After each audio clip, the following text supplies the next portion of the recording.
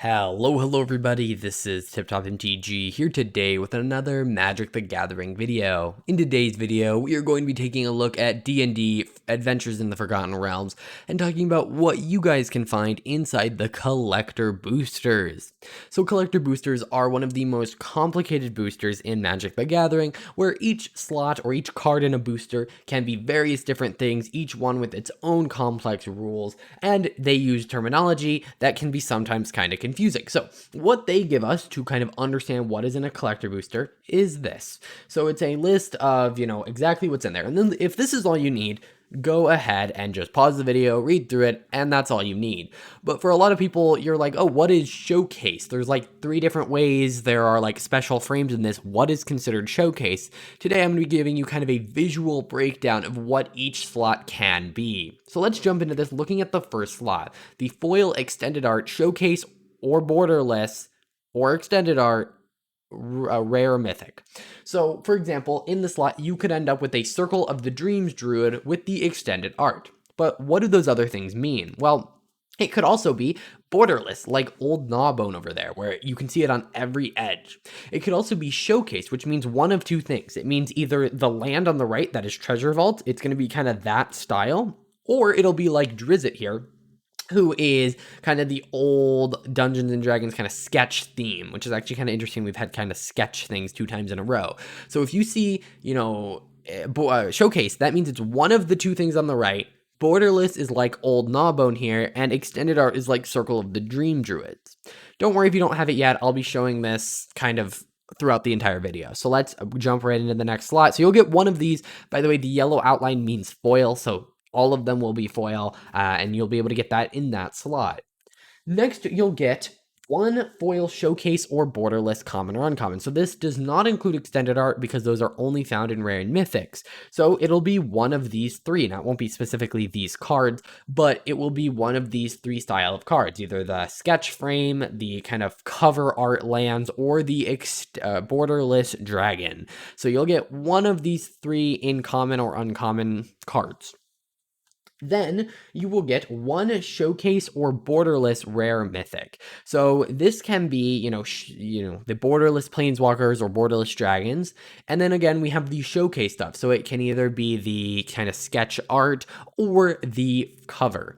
Now these are not foil. So if we kind of jump back here, so far you've gotten 2 foils, both of which are going to be in a special frame.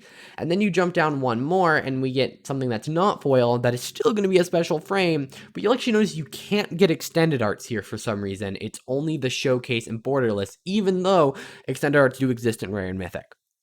Then you're going to get 2 showcase or borderless common or uncommon. So it's essentially the exact same thing that we saw back here, but for commons and uncommons. Then you are going to get 1 extended art commander. So what are the commanders? You are going to get one of these 4 cards. And essentially what they are, they're the face commanders of the commander decks for Adventures in the Forgotten Realms, but they are in extended art. They are not foil, but so that's kind of interesting. This is the only way you are able to get these cards is through this. You can get them through the, commander decks, but they're not going to be extended. So this is their way of kind of distributing these extended art versions of the commanders, so that if you want to buy one and you want a more blinged out version, you can get that. So yeah, so far, it hasn't been awful, and honestly, Adventures of the Forgotten Realms is one of the easier collector boosters to follow. If you looked at, like, Modern Horizons 2, it was a nightmare. But yeah, just note, the most complicated thing to realize is that Showcase implies both the sketch and the land kind of cover arts. Next, we have 1 extended art rare or mythic. So this is going to be stretched. It's not going to be borderless, which I know borderless and extended sound very similar, but extended is basically you're stretching the art to the sides and then it fades to black, kind of like you can see on Werewolf Pack Leader, versus borderless is going to be, it's around all sides of the text box except for the bottom where the trademark is. And so keep that in mind. Then you're going to get 1 foil rare mythic. So this is not going to be, fancy in any way. It's just going to be your normal foil rare mythic. And by the way, at this point in the pack, you have already gotten 5 rares or mythics. Some of them are foil, some of them are extended art, some of them are borderless. So keep that in mind. These are very rare and mythic heavy, which of course they should be coming in at about $20, 20 to 30. So yeah, then we get 2 foil uncommons, 4 foil commons, 1 foil basic land, and 1 foil double-sided token. I'm not really going to break these down because very similar to rare mythics, they are exactly what you'd find in a normal booster, but instead foil. So the most complicated ones are obviously the extended art, showcase, or borderless. Kind of just understanding what those terms mean, I think, is really important to understanding this kind of set. It is, again, one of the simpler ones, and that's actually made this very nice to explain. If you guys have any questions, leave those down below. It shouldn't be nearly as bad as Modern Horizons 2, where I had to have an entire like chart of, if you want this card, can you find it in this type of booster? Yes, no, whatever. I may also do videos covering set and draft boosters, talking about what type of cards you can get in those, but just note these are what are going to be in those collector boosters. We got extended arts, showcase, and borderless, which equates to 4 different styles of cards.